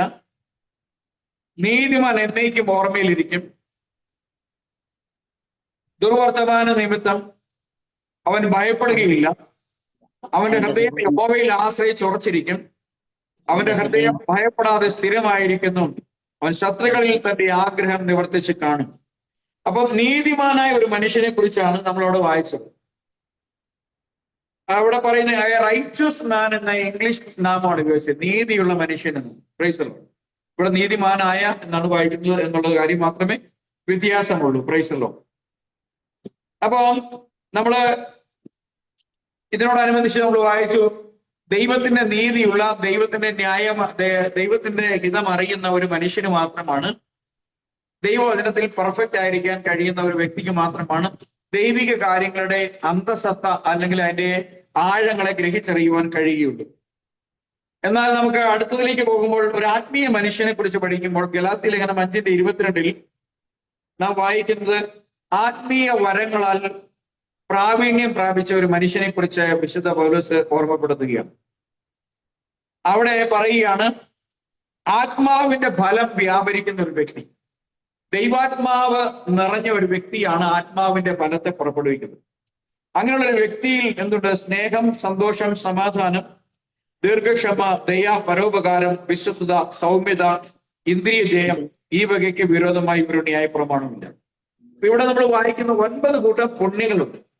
ഈ 9 കൂട്ടം പുണ്യങ്ങളിൽ നമ്മൾ സ്നേഹം, സന്തോഷം, സമാധാനം, ദീർഘക്ഷമ, ദയ, പരോപകാരം, വിശ്വസ്തത എന്നിവ ഒഴിവാക്കിയാൽ, സൗമ്യത, ഇന്ദ്രിയ ജയം, ഈ 2 കാര്യങ്ങൾ നമ്മൾ മാറ്റി നോക്കിയാൽ നമ്മുടെ വ്യക്തി ജീവിതത്തിൽ ഈ ഫലങ്ങൾ ഉണ്ടായിട്ടും ഈ 2 കാര്യങ്ങൾ നമുക്ക് സംയമനം പാലിക്കാൻ കഴിയുന്നില്ല, വികാരങ്ങളെ അടക്കാൻ കഴിയുന്നില്ല എങ്കിൽ ഈ 7 ഫലങ്ങൾ മാത്രം പോരാ നമുക്ക്.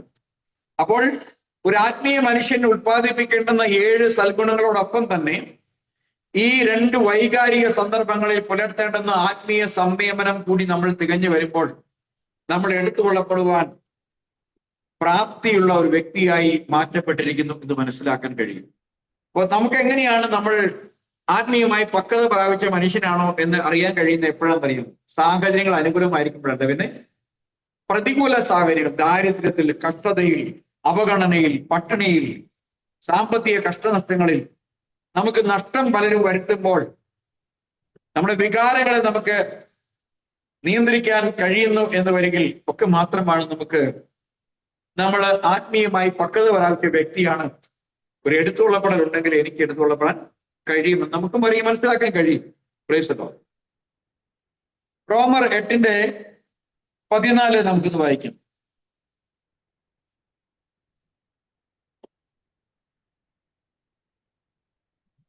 ദൈവാത്മാവ് നടത്തുന്നവർ ഏവരും ദൈവത്തിന്റെ മക്കൾ ആകും. നിങ്ങൾ പിന്നെയും ഭയപ്പെടേണ്ടതിന് ദാസ്യത്തിന്റെ ആത്മാവിനെ അല്ല, നാം അപ്പ പിതാവേ എന്ന് വിളിക്കുന്ന പുത്രത്വത്തിന്റെ ആത്മാവിനെ അത്രേ പ്രാപിച്ചത്. അപ്പൊ നമ്മൾ പ്രാപിച്ചത് ഒരു അടിമയുടെ ആത്മാവല്ല, അല്ലെങ്കിൽ അടിമത്തത്തിന്റെ ആത്മാവിനെ അല്ല, പിന്നെയോ നമ്മളെ സൃഷ്ടിച്ച ദൈവത്തിന്റെ ആത്മാവിനെയാണ്. അതുകൊണ്ട് നമുക്ക് ധൈര്യത്തോടെ അപ്പ എന്ന് വിളിക്കാനുള്ള ആത്മാവിനെ ദൈവം നോക്കില്ല. ഏത് സാഹചര്യങ്ങളിലും ധൈര്യത്തോടെ ദൈവമുമ്പാകെ നിൽക്കുവാനുള്ള ഒരു വരം ദൈവത്തിന്റെ തികഞ്ഞവർക്ക് ദൈവത്തിന്റെ പരിശുദ്ധാത്മാവിനെ നൽകുന്നതായി നമുക്ക് മനസ്സിലാക്കാൻ കഴിയും.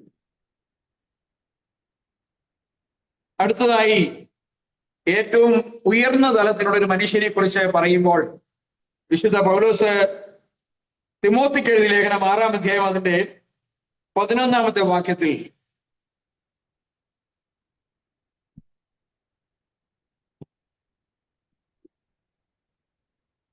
തിമോത്തി 6-ാം അധ്യായം അതിന് 11.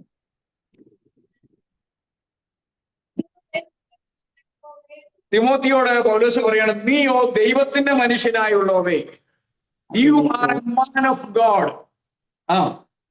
അത് വിട്ടോടി നീതി, ഭക്തി, വിശ്വാസം, സ്നേഹം, ക്ഷമ, സൗമ്യത എന്നിവയെ പിന്തുടരുക. വിശ്വാസത്തിലെ നല്ല പോർ പൊരുത്തുക, നിത്യജീവനെ പിടിച്ചുകൊള്ളുക, അതിനായി പിടിക്കപ്പെട്ട് അനേകം സാക്ഷികളെ മുമ്പാകെ നല്ല സ്വീകാര്യം കഴിച്ചുവല്ലോ. മതി. ഇവിടെ പൗലോസ് തന്റെ നിജപുത്രനായി ക്രിസ്തുവിൽ താൻ ജനിപ്പിച്ച തിമോത്തിയോട് പറയുകയാണ്. ഒരു കാര്യം നമുക്ക് ഇതിൽ നിന്ന് മനസ്സിലാകും, തിമോത്തിയെ കുറിച്ച് പൗലോസിന് നല്ല അഭിപ്രായമുണ്ട്. പൗലോസ് ആരെങ്കിലും സൂചിപ്പിക്കുന്ന അഭിപ്രായം പറയുന്ന വ്യക്തിയാണോ? അല്ല, 1% പോലും പറയില്ല. അപ്പോൾ തിമോത്തിയിൽ പൗലോസ് എന്ത് കണ്ടു? ഒരു ദൈവത്തിന്റെ മനുഷ്യനെ കണ്ടു. Price the Lord. അപ്പോൾ അത് എങ്ങനെയാണ് ഒരു ദൈവത്തിന്റെ മനുഷ്യനായിരിക്കേണ്ടതിന് കോണ്ടെക്സ്റ്റ് വായിക്കുമ്പോൾ 6:3 മുതലുള്ള വാക്യം വായിക്കുമ്പോൾ നമ്മുടെ കർത്താവായ യേശു ക്രിസ്തുവിന്റെ പത്യവചനവും ഭക്തിക്കൊത്ത ഉപദേശവും അനുസരിക്കാതെ അന്യത ഉപദേശിക്കുന്നവർ ഒന്നും തിരിച്ചറിയാതെ തർക്കത്തിന്റെയും വാക്കത്തിന്റെയും ഭ്രാന്ത് പിടിച്ചു തീർത്തിരിക്കുന്നു. ഇവിടെ പറയുകയാണ്, കർത്താവായ യേശുക്രിസ്തുവിന്റെ പദ്യവചനത്തിൽ എന്തൊക്കെയുണ്ടെന്ന് അറിയാമോ? ഏകദൈവമുണ്ട്. മർക്കോസിന്റെ സുവിശേഷത്തിൽ 12:29 പറയുന്നുണ്ട്, രക്ഷിക്കപ്പെടുകയും സ്നാനമേൽക്കുകയും ചെയ്ത് വിശ്വസിക്കുകയും സ്നാനമേൽക്കുകയും ചെയ്ത് രക്ഷിക്കപ്പെടും. അതുപോലെ ലൂക്കായുടെ സുവിശേഷം 24:44 അവന്റെ നാമത്തിൽ മാനസാന്തരവും പാപമാനി യെരൂശലേമിൽ തുടങ്ങി സകല യാതൊരു പ്രസംഗിക്കണമെന്നുണ്ട്.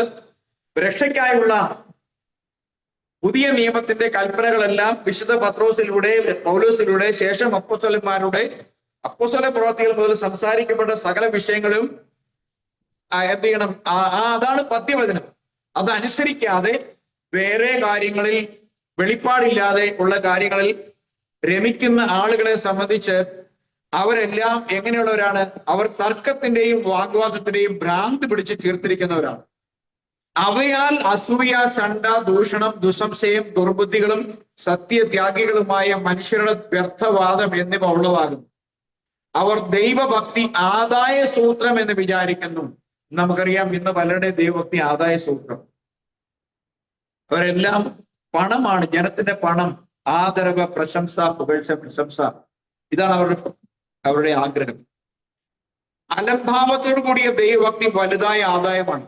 ഏതാ? യാതൊരുവിധ ആത്മാർത്ഥത ഇല്ലാതെ വഴിപാടായിട്ട് വെറും കർമാനുഷ്ഠാനമായി ചെയ്യുന്ന ഭക്തി ആദായ സൂത്രം മാത്രമാണ്. ഈ ലോകത്തിലേക്ക് നാം ഒന്നും കൊണ്ടുവന്നില്ല. ഇവിടെ സമ്പാദിച്ച കോടികൾ, മിനിറ്റ് വെച്ച് കോടികൾ സമ്പാദിക്കുന്നവരാരും ഇവിടുന്ന് ഒന്നും കൊണ്ടുപോയിട്ടില്ല. മഹാനായ അലക്സാണ്ടർ ചക്രവർത്തി ലോകത്തിന്റെ ഒരു വലിയ ഭാഗം മുഴുവൻ തന്റെ ജീവിതകാലം കൊണ്ട് വെട്ടിപ്പിടിച്ച മനുഷ്യൻ. അവസാനം പനി ബാധിച്ച് അദ്ദേഹം മടക്കയാത്ര ചെയ്യും. മരണത്തിൽ മടങ്ങിപ്പോകുമ്പോൾ മരണക്കിടക്കയിൽ അദ്ദേഹം പറഞ്ഞു, എന്റെ കൈകൾ രണ്ടും ശവമഞ്ചത്തിന്റെ വെളിയിലേക്ക് ഇടണം. ലോകത്തോട് എനിക്ക് വിളിച്ചു പറയാനുള്ള സന്ദേശം ഇതാണ്: വെട്ടിപ്പിടിച്ച് നിങ്ങൾ എത്രമാത്രം നേടിയാലും ഇവിടുന്ന് പോകുമ്പോൾ നിങ്ങൾ ഒന്നും കൊണ്ടുപോകുകയില്ല, ഉടുവസ്ത്രം പോലും കൊണ്ടുപോകുകയില്ല. അപ്പോൾ ഇവിടെ ഈ ലോകത്തിൽ ഒന്നും കൊണ്ടുവരാത്ത നമുക്ക് ഇവിടുന്ന് യാതൊന്നും കൊണ്ടുപോകാനും കഴിയുന്നില്ല. ഉണ്മാനും ഉടുപ്പാനും ഉണ്ടെങ്കിൽ മതി എന്ന് നാം വിചാരിക്കണം. നമ്മുടെ ആഗ്രഹങ്ങളുടെ പരിധി ചെറുതാണെങ്കിൽ, അല്ലെങ്കിൽ നമ്മുടെ ലിമിറ്റ് വളരെ ചെറുതാണെങ്കിൽ, നമ്മുടെ സന്തോഷവും വലുതായിരിക്കും. നമ്മുടെ ആഗ്രഹങ്ങൾ വലുതാകും തോറും നമ്മുടെ സന്തോഷം നേടുവാൻ വേണ്ടി നമ്മൾ കൂടുതൽ വ്യഗ്രചിത്തരാകും. നമ്മുടെ സ്വസ്ഥത കേട്ടുപോകും. നമ്മൾ അതിനുവേണ്ടി ഓടി കതച്ച് അവിടെ നാം ഈ പ്രയത്ന വഴിയിൽ അവസാനിച്ച് നാശത്തിലേക്ക് കടന്നുപോകും. എന്നിട്ട് പറയണം, അവർ ധനികന്മാരാകുവാൻ ആഗ്രഹിക്കുന്നവർ പരീക്ഷയിലും കെണിയിലും കുടുങ്ങുകയും മനുഷ്യർ സംഹാരനാശങ്ങളിൽ മുങ്ങിപ്പോകുവാൻ ഇടവരുന്ന മൗഢ്യവും ദോഷകരവുമായ പല മോഹങ്ങൾക്കും ഇരയായി തീരുകയും ചെയ്യും. ദ്രവ്യാഗ്രഹം സകലവിധ ദോഷത്തിന് മൂലമല്ലോ. അത് ചിലർ കാക്ഷിച്ചിട്ട് വിശ്വാസം വിട്ടുഴലുന്നു, ബഹുദുഃഖങ്ങൾക്ക് അധീനരായി തീരുന്നു എന്ന് പറഞ്ഞിട്ടാണ് പോൾ പറയുന്നത്, നീ അങ്ങനെയുള്ളവനല്ല, എനിക്ക് നിന്നെ അറിയാം, നീയോ ദൈവത്തിന്റെ മനുഷ്യൻ, you are the man of God. Hallelujah. നീ അത് വിട്ടുകൂടി നീതി, ഭക്തി, വിശ്വാസം, സ്നേഹം, ക്ഷമ, സൗമ്യത എന്നിവയെ പിന്തുടരുക. വിശ്വാസത്തിന് നല്ല പോരാട്ടം കഴിക്കുക. Price the Lord. നല്ല പോർ പൊരുതുക, നിത്യനെ പിടിച്ചുകൊള്ളുക. അതിനായി നീ വിളിക്കപ്പെട്ട അനേകം സാക്ഷികളുടെ മുമ്പാകെ നല്ല സ്വീകാര്യം കഴിച്ചുവല്ലോ. Praise the Lord. ഒരു നീതിമാനായ മനുഷ്യനെയാണ് ഹല്ലേലൂയ നമ്മളിവിടെ കാണുന്നത്.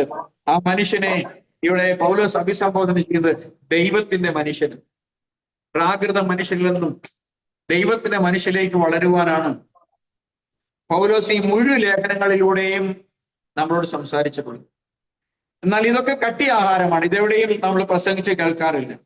കട്ടിയാഹാരം കൂടാതെ ശക്തിയുള്ള ആത്മീയ മനുഷ്യനെ പുറപ്പെടുവിക്കാൻ ലോകത്തിൽ ഒരു ശക്തിക്കും കഴിയില്ല.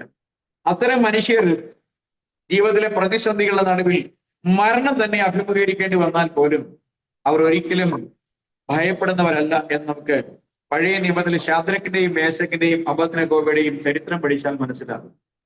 തങ്ങളുടെ ജീവൻ തന്നെ അഗ്നികുണ്ഡത്തിൽ എറിയപ്പെടുവാൻ നിൽക്കുന്നു. യാതൊരു മാറ്റമില്ലാത്തവണ്ണം മുദ്ര ചെയ്യപ്പെട്ട നിയമത്താൽ താങ്കൾ അവിടേക്ക് പോകുന്നറിഞ്ഞിട്ടും നബുക്കദ്നേസർ എന്ന രാജാവിനെ യജമാനനെ എന്ന് പോലും വിളിക്കാതെ ഭയപ്പെടാതെ ദൈവം മുമ്പിൽ നിന്ന് അവർക്ക് നീ ഉണ്ടാക്കിയ ഈ വിഗ്രഹത്തെ ഞങ്ങളുടെ ദൈവം ഞങ്ങളെ രക്ഷിച്ചാലും വിടുവിച്ചാലും ഇല്ലെങ്കിലും നീ ഉണ്ടാക്കിയ ഈ ബിംബത്തെ ഞങ്ങൾ വണങ്ങയില്ല എന്ന് പറഞ്ഞ് ധൈര്യത്തോടെ നിൽക്കാൻ അവരെ പ്രാപ്തരാക്കിയത് ദൈവത്തിൽ അടിയുറച്ചു നിൽക്കുവാനുള്ള അവരുടെ വിശ്വാസം. അവരുടെ മുമ്പിൽ താൽക്കാലികമായ സുഖഭോഗങ്ങളോ ശേഷിക്കുന്ന ജീവനിൽ ജീവിക്കുവാനുള്ള ആഗ്രഹമോ അല്ല, മറിച്ച് ഒരു പുനരുദ്ധാനമുണ്ടെങ്കിൽ ഞാൻ ക്രിസ്തുവിനോട് വാഴും എന്ന് ഉറപ്പുള്ള വിശ്വാസമായിരുന്നു. ഈ പ്രത്യാശയാണ് ദൈവം നമുക്ക് നൽകിയിരിക്കുന്നത്. അതുകൊണ്ട് ഇത് നമുക്ക് ലഭിക്കണമെങ്കിൽ നാം ഓരോ ദിവസവും ക്രിസ്തുവിന്റെ വചനത്തിൽ ഉൾനട്ടവരായിരിക്കണം. കർത്താവ് പറഞ്ഞു, മുന്തിരിയിൽ വസിച്ചിട്ടല്ലാതെ നിങ്ങൾക്ക് ഫലം കായ്പാൻ കഴിയില്ല. ഞാൻ മുന്തിരിവള്ളിയും എന്റെ പിതാവ് സാക്ഷാൽ തോട്ടക്കാരനുമാകും.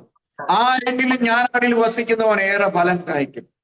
ക്രിസ്തുവിന്റെ വചനത്തിൽ നിലനിൽക്കാതെ നമുക്കൊരിക്കലും ഒരു ശരിയായ പുതു മനുഷ്യനെ ഉൽപ്പാദിപ്പിക്കാൻ കഴിയില്ല. ഒരു പ്രാകൃത മനുഷ്യനിൽ നിന്ന് നാം ഇത്രത്തോളം സഞ്ചരിച്ചു വന്നുവെങ്കിൽ ദൈവത്തിന്റെ മനുഷ്യനിലേക്കുള്ള യാത്രയിൽ നാം ഓരോ ദിവസവും ദൈവവചനം കേട്ട് ശക്തിപ്പെട്ട് ഈ ലോക ചിന്തകളിൽ നിന്നും അകന്ന് വിശ്വാസത്തിന് നല്ല പോരാട്ടം കഴിച്ച് നീതിയുടെ കിരീടത്തിന് വേണ്ടി അധ്വാനിക്കേണ്ടതാകുന്നു. ഇതാണ് ഇന്ന് ഈ ദിവസം എനിക്ക് നിങ്ങളോട് നൽകുവാനുള്ള സന്ദേശം. ഒരാണ്ട് നമ്മൾ വിട്ട് കടന്നു പോകുമ്പോൾ ഈ പുതിയ ആണ്ട് വരുവാനിരിക്കുന്ന ലോക സംഭവങ്ങളുടെ ഏറ്റവും അവസാനത്തെ ഒരുപക്ഷെ ആഴ്ചവട്ടത്തിലേക്ക് കടക്കുന്ന ആഴ്ചയായിരിക്കും, അല്ലെങ്കിൽ വർഷമായിരിക്കും. ഈ കാലഘട്ടങ്ങളിൽ നമ്മൾ എന്ത് സമ്പാദിച്ചു, എന്ത് നേടി, വരും തലമുറകൾക്ക് വേണ്ടി നമ്മൾ എന്ത് ശേഷിപ്പിച്ചു, തലമുറകൾ ഉണ്ടാകുന്നു എന്ന് തന്നെ നമുക്ക് അറിഞ്ഞുപോകും. നല്ലൊരു കാര്യം, നമ്മുടെ ആത്മീയ രക്ഷയ്ക്ക് നാം മാത്രമാണ് ഉത്തരവാദി. അതിന് നമ്മുടെ സഭയുടെ പാസ്റ്ററോ നമ്മുടെ മാതാപിതാക്കളോ സഹോദരങ്ങളോ മക്കളോ ആരും ഉത്തരവാദികളല്ല. അവർക്കാർക്കും അതിലൊന്നും ചെയ്യുവാനില്ല. കാരണം ദൈവരാജ്യത്തിൽ കൊച്ചുമക്കളില്ല. ദൈവരാജ്യത്തിൽ എല്ലാവരും മക്കൾ മാത്രമേ ഉള്ളൂ. പെന്തക്കോസ്തുകാരന്റെ അപ്പന്റെ മകൻ പെന്തക്കോസ്തുകാരനാകത്തില്ല. ആകാം, ലോകപ്രകാരമുള്ള പെന്തക്കോസ്തുകാരനാകാം, പക്ഷേ ദൈവവൈതലാവാൻ കഴിയില്ല. വ്യക്തിപരമായി വീണ്ടും ജനിച്ചവനായിരിക്കും. ഇത്തരത്തിൽ ഒരു പുതിയ ജീവനിൽ വളരുവാൻ കഴിയാത്ത ഏതൊരുവനും ദൈവരാജ്യത്തിന്റെ അനുഭവത്തിലേക്ക് കടക്കുവാൻ കഴിയുകയും. Price the Lord. കർത്താവ് നിങ്ങളെ ഏവരെയും അനുഗ്രഹിക്കട്ടെ. ഈ ആണ്ട് അവസാനിക്കുകയാണല്ലോ. ദൈവം വലിയ അനുഗ്രഹങ്ങളെ നന്മകളെ നമുക്ക് ചെയ്തിട്ടുണ്ട്. എല്ലാവർക്കും ഒരു സൂം ലൈവിൽ വരാൻ കഴിയുമെങ്കിൽ നമുക്ക് ഈ മാസം ഡിസംബർ മാസം 31-ാം തീയതി രാത്രി ഒരു ലൈവ് ഒരു 11 മുതൽ 12 വരെ നമുക്ക് നടത്തി ഒരു ആശംസ പറഞ്ഞ് നമുക്ക് പിരിയാം. കാരണം ദൈവം നമ്മുടെ ജീവിതത്തിൽ ചെയ്ത അനവധിയായ നന്മകളെ സംബന്ധിച്ച് നമുക്ക് എല്ലാവർക്കും വ്യക്തിപരമായും കൂട്ടായ്മയായും നന്ദി പറയാൻ നമുക്ക് കടപ്പാടുണ്ട്. അങ്ങനെ ചെയ്യുവാൻ താല്പര്യമുള്ളവരെ ഓർത്ത് ഞാൻ ദൈവത്തെ സ്തുതിക്കുകയാണ്. Price the Lord. അടുത്ത ഒരാണ്ട് നമ്മുടെ എല്ലാവരുടെ ജീവിതത്തിൽ ആത്മീയമായ വലിയ വളർച്ചയ്ക്ക് കാരണമായി തീരട്ടെ. ദൈവത്തിന് വേണ്ടി നമ്മൾ ചെലവഴിക്കുന്ന സമയത്തിന്റെ ദൈർഘ്യം കൂട്ടുവാൻ, കൂടുതൽ ദൈവത്തിനെ വായിക്കുവാൻ, പഠിക്കുവാൻ, കൂടുതൽ ദൈവത്തെ ആരാധിക്കുവാൻ, കൂടുതൽ സമർപ്പണത്തോടെ ദൈവഭാഗം നിൽക്കുവാൻ ഈ 2025 വർഷം നമുക്ക് എല്ലാവർക്കും വലിയ ഒരു നന്മയുടെ അനുഗ്രഹത്തിന് വർഷമായി തീരട്ടെ എന്ന് ഞാൻ കർത്താവിൽ ആഗ്രഹിക്കുകയും ആശംസിക്കുകയും ചെയ്യുന്നു. ഇന്ന ദിവസം ഈ കൂട്ടായ്മയിൽ സംബന്ധിച്ച എല്ലാ പ്രിയപ്പെട്ടവരെയും കർത്താവ് യേശു ക്രിസ്തു ധാരാളമായി സമൃദ്ധിയായും അനുഗ്രഹിക്കട്ടെ. നമ്മുടെ ആവശ്യങ്ങളുടെ നടുവിൽ ലജ്ജിപ്പാൻ സംഗതി വരാതെ ദൈവം എല്ലാവരെയും സഹായിക്കുമാറാകട്ടെ എന്ന് പ്രാർത്ഥിക്കുന്നു. കണ്ണുകളെ അടയ്ക്കാൻ പ്രാർത്ഥിക്കുന്നു. മഹാപരിശുദ്ധനും നിത്യനും നീതിമാനുമായ ഞങ്ങളുടെ നല്ല ദൈവമേ, സ്വർഗീയ നല്ല പിതാവേ, ഞങ്ങളെ കൃപയാൽ വീണ്ടെടുത്ത് രക്ഷിക്കുകയും ദൈവവചനത്താൽ ഇന്നയോളം പോഷിപ്പിക്കുകയും ചെയ്ത നല്ല ദൈവമേ, കർത്താവായ യേശു ക്രിസ്തുവിനെ ഏക സത്യ ദൈവവും പിതാവും രക്ഷിതാവും കർത്താവുമായി സ്വീകരിക്കുവാനും കർത്താവായ യേശു ക്രിസ്തുവിന്റെ അടിപ്പിണരുകളാൽ സ്ഥാപിതമായ രക്ഷയിൽ അവന്റെ മരണത്തോട് ഐക്യപ്പെടുന്ന സ്നാനമാകുന്ന യേശുക്രിസ്തുവിന്റെ നാമത്തിലുള്ള പാപമോചന സ്നാനം സ്വീകരിച്ച് വാഗ്ദത്ത പരിശുദ്ധാത്മാവിനെ പ്രാപിച്ച് ദൈവത്തിന്റെ സഭയിൽ ഒരു പഴയ മനുഷ്യനിൽ നിന്ന് പുതിയ മനുഷ്യനിലേക്കും ദൈവത്തിൽ തികഞ്ഞ ഒരു വ്യക്തിത്വത്തിലേക്കും വളരുവാൻ ദൈവം ഞങ്ങളെ വിളിച്ചു വേർതിരിച്ചതോർത്ത് ദൈവത്തിന് നന്ദി പറയുന്നു. ദൈവത്തിന്റെ വചനത്തിലെ കട്ടിയാഹാരം ഭക്ഷിച്ച് ഞങ്ങളിൽ ഒരു തികഞ്ഞ മനുഷ്യനെ ഉളവാക്കുവാൻ ദൈവത്തിന്റെ വചനത്താൽ ഞങ്ങളെ സഹായിക്കുമാറാകണമേ. കാലം അതിവേഗത്തിലും ലോക സംഭവങ്ങൾ കാലത്തിന്റെ അന്ത്യത്തെ വിളിച്ചു പറയുകയും ചെയ്യുന്ന ഈ കാലഘട്ടത്തിൽ കർത്താവിന്റെ വരവിനെ കാലസംഭവങ്ങളുടെ അടിസ്ഥാനത്തിൽ മനസ്സിലാക്കി ഗ്രഹിച്ച് ഞങ്ങളുടെ ജീവിതങ്ങളെ കൂടുതൽ വിശുദ്ധിയിലും വേർപാടിലും ക്രമീകരിക്കുവാൻ ഞങ്ങളെ ഓരോരുത്തരെയും അവിടുന്ന് സഹായിക്കണമേ. ഈ കൂട്ടായ്മയിൽ വരുന്ന ആളുകളിൽ കർത്താവ് അനുവദിച്ച് കടന്നു വരുവാൻ ആഗ്രഹിക്കുന്ന പലരെയും അങ്ങ് കൂട്ടിവരുത്തണമേ ഞങ്ങൾ പ്രാർത്ഥിക്കുകയാണ്. ഇന്ന് ഈ ആത്മീയ കൂട്ടായ്മയിൽ സൂമിലും അല്ലാതെയും സംബന്ധിച്ച് സോഷ്യൽ മീഡിയയിൽ ഞങ്ങളെ കേട്ടവരായ എല്ലാ പ്രിയപ്പെട്ടവരെയും കർത്താവായ യേശുക്രിസ്തുവിന്റെ നാമത്തിൽ ഞങ്ങൾ അനുഗ്രഹിച്ചു പ്രാർത്ഥിക്കുന്നു. കർത്താവിന്റെ കൃപ ഞങ്ങൾ എല്ലാവരോടും കൂടെയും ഇരിക്കുമാറാകട്ടെ എന്ന് പ്രാർത്ഥിക്കുന്നു. സമാധാനത്തിന്റെ ദൈവം തന്നെ ദിവ്യ സമാധാനം നൽകളെ അനുഗ്രഹിക്കുമാറാകട്ടെ എന്ന് പ്രാർത്ഥിക്കുന്നു. ദൈവകൃപയിൽ ഭരം ഏൽപ്പിച്ചു പ്രാർത്ഥിക്കുന്നു. സകല ബുദ്ധിയെയും കവിയുന്ന ദൈവത്തിന്റെ സമാധാനം ഞങ്ങളുടെ ഹൃദയങ്ങളെ നനവുകളെ ക്രിസ്തു യേശുവിൽ അവരെ പ്രത്യക്ഷതയോളം ഇന്നും എന്നേക്കും കാക്കുമാറാകട്ടെ. നമ്മുടെ കർത്താവായ യേശു മുഖാന്തരം ജയം നൽകിയ ദൈവത്തിന് സ്തോത്രം ചെയ്യാം. ഹല്ലേലൂയ. ആമേൻ. കർത്താവായ യേശുവേ, വേഗം വരണം.